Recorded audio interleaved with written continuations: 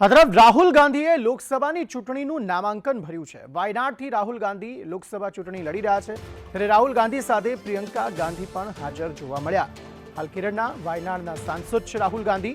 મોટી સંખ્યામાં કાર્યકરોની સાથે એક રેલીનું પણ આયોજન કરવામાં આવ્યું હતું। એ નામાંકન ભરતા પહેલા એક શક્તિ પ્રદર્શન જોવા મળ્યું કોંગ્રેસનું અને ખાસ રાહુલ ગાંધીનું પણ, જ્યાં મોટી સંખ્યામાં કાર્યકરો તેમની સાથે ઉપસ્થિત હતા। તો બીજી તરફ આ તે સમયની તસવીરો જ્યારે નામાંકન તેમણે ભર્યું।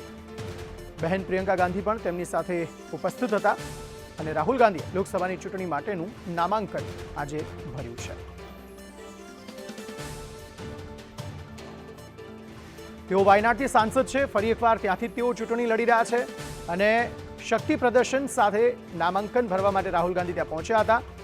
આ વખતની ચૂંટણીમાં રાહુલ ગાંધીની સાથે કોંગ્રેસના નેતાઓને ઘણી બધી આશા અપેક્ષાઓ છે।